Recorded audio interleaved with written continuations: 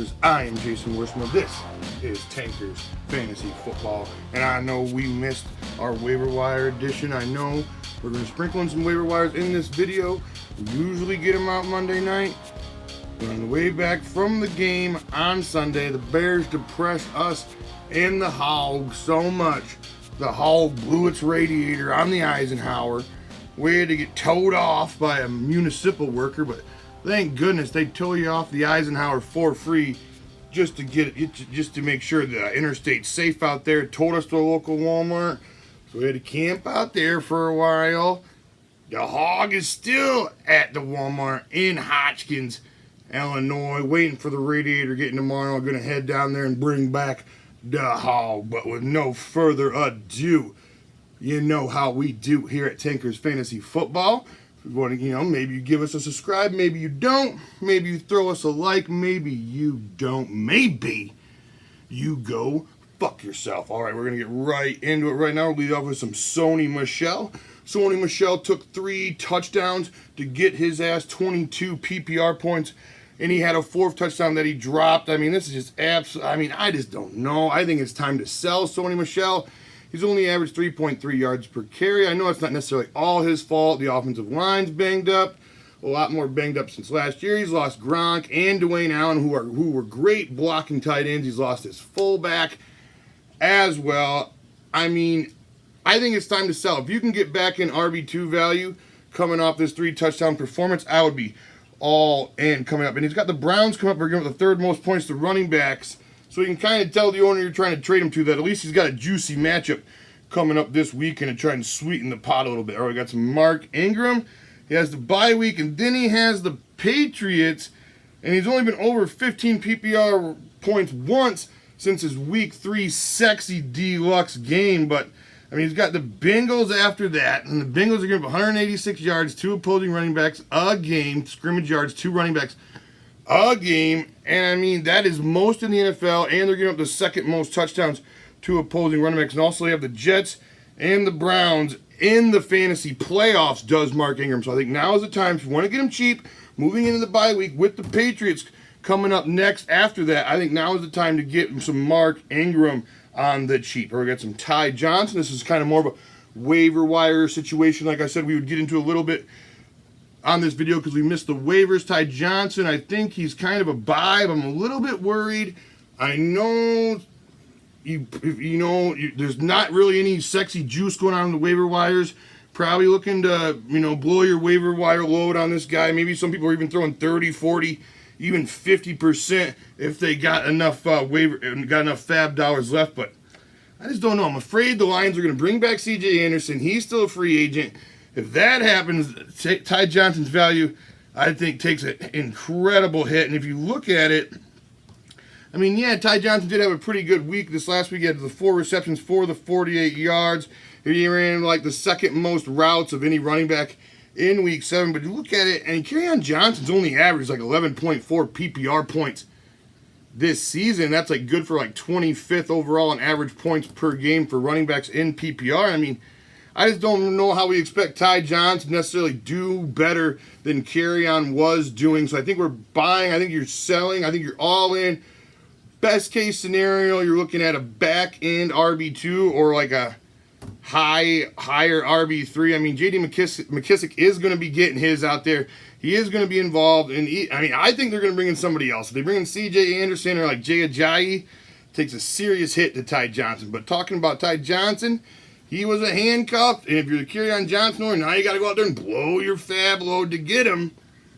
But if you would have got out there and got him early and stashed him, you wouldn't have to blow all your loads out there. So I'm going to look at a lot more handcuffs for some pristine running backs in good situations. If you are the owner of these running backs, you might want to go ahead and get these handcuffed for cheap so you're not suffering the same results as the Kerryon Johnson owner while out there spinning that load for the likes of Ty Johnson. We got some Tony Pollard backing up Ezekiel Elliott. Go out and get him. Got some Chase Edmonds. I mean, Chase Edmonds probably already owned, but he's on the list. He's probably looking to start the next week or two.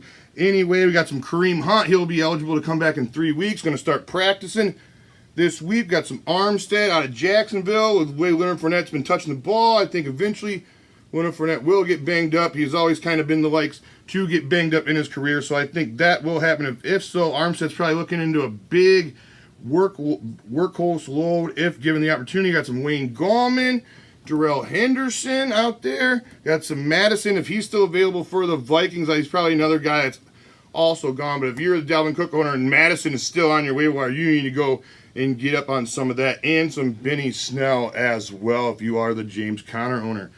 All right, I think we got another sell here. We got some Mohamed Sanu. I think it is time to trade him. He just got traded to the Patriots. You know, when people get traded to the Patriots, they get all happy-go-lucky like they did with Josh Gordon last year. Get all happy, get them all excited down their pants. Their pants get a little tighter out there. But I just don't know. I'm not buying into it. I think if anything, this allows you to cut Josh Gordon because either Josh Gordon is more banged up than they're letting on, or maybe, I don't know, maybe drop dirty again like Josh Gordon always likes to do, and we just don't have that information yet. But either way, I mean, even if those things aren't on the table, Josh Gordon just kind of sucks. So I think this allows you to go out there and just feel free, just drop him, forget about him, never have to worry about him again. I think this allows you to do that with the Mohamed Sanu edition. But, you know, with Sanu, I'm not really expecting anything great. They still got Dorsett, they got Edelman, they got Jacoby Myers, who is starting to look pretty good. They got N'Keal Harry coming back. And if Josh Gordon isn't gone, I mean, he's there as well. I don't know. I think if somebody's buying into this Patriot hype with Mohamed Sanu, I would go ahead and sell him as well. Another possible waiver wire ad for you, Marvin Jones. I think this is definite a fool's gold situation. 4 touchdowns. I mean, I almost cut him last week. I ended up not doing it. I tried to have him be as a throw-in for a trade a couple weeks ago when I was traded for Chase Edmonds because I'm the David Johnson owner. The guy took the draft pick, and I tried to throw him Marvin Jones on top of it. He didn't want him. He's probably regretting that a little bit because free Marvin Jones wouldn't be the worst case in the world. But I think this is fool's gold deluxe. If he's still on your waiver wire, I would let somebody else pay the piper for the likes of Marvin Jones. We got some scary Terry McLaurin. Only had the 1 receptions, but that was an absolute rainstorm shit show deluxe. I mean, 49er players were using the field like a slip and slide after the game. It was such a shit show. That entire game, a 6-0 situation. I don't know. I know he's got tough matchups coming up with the Vikings and the Bills. You can also parlay that into a solid buy. I don't know. I just don't think. I know he was more of a sell for me last week, but I think since he did so bad versus the Niners, I do like the cut of his jib. So if you can go out there and get him cheap, and, you know, maybe people are like, he is who he thought he was. And if that's the case, I would definitely go out there and get you some scary Terry on the cheap. So there's some Calvin Ridley. I think he's a buy now that Sanu's gone. He's kind of been struggling with the targets with Sanu in town. I know Matt Ryan might miss this game. So if that's the case, I would also mention that to the owner. You know, talking about old Matt Schaub. I was surprised as hell. I didn't even know old dirty Matt Schaub was still out there clanging and banging in the NFL. He's probably scared as hell to get the start this week out there. I mean, I don't know, Calvin Ridley, I think he is a good buy. I think the targets will be there for Mr. Calvin Ridley moving forward with Sanu out of town. I mean, we got some Marquise Valdez-Scantling. If you're hungry enough, I think now that he had those 2 receptions of those 3 targets for 130 yards and a touchdown. I think if you're hungry, you might be able to go out there and move Valdez-Scantling for a solid double cheeseburger out there. If you can get that double cheeseburger, I would definitely be all in on that. I got some Tyreek Hill.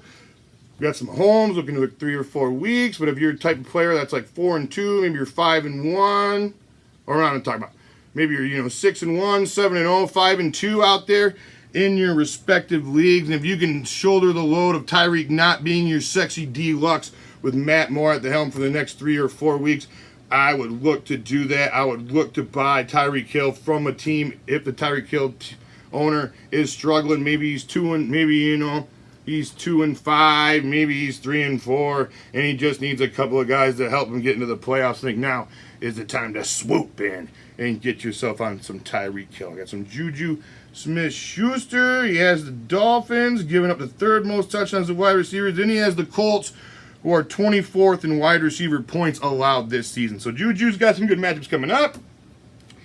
The reindeer, the Rudolph, is supposed to be coming back into the action. I don't know. I think I mean, this is bottom dollar. He's coming off the bye week, coming off some puke filth performances before that. People drafted him in the early second round. They're on tilt. I think you can go out there and definitely get him for pennies on the dollar because he still has 2 games versus the Browns and 1 game versus the Bengals still left on the docket, as well as the Dolphins and the Colts in these next couple weeks. So, you know, the Juju's schedule does get a little bit sexier moving forward. We got some Kenny Stills. I think it's more of a waiver wire ad or a buy if he is on a team right now. Fuller is out. Fuller's injury history is probably going to be looking to miss a substantial amount of time out there. He played on Stills played on 94% of the snaps after Fuller went out in this game. I need deep ball deluxe. I think it's sexy offense like the Texans. I think Kenny Stills is definitely worth a waiver wire ad or a buy in your league. All right, one more kind of waiver ad. We got some Devontae Parker. I mean, since week 4, Devontae Parker is the wide receiver 14. I mean, that is absolutely insane.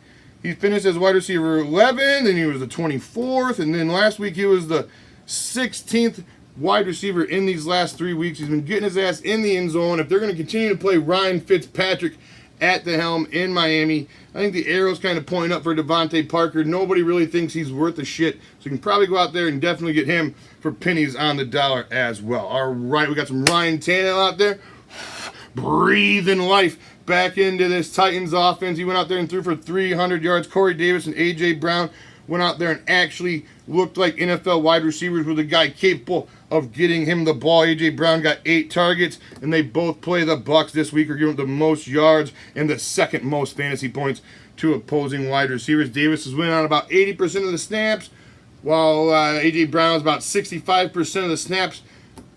I don't know, between the two, I'm probably leaning more Corey Davis, but I just like the cut of A.J. Brown's jib just a little bit more. I think he looks more like a man amongst boys out there. Yeah, I think he's definitely worth a bench stash out there. All right.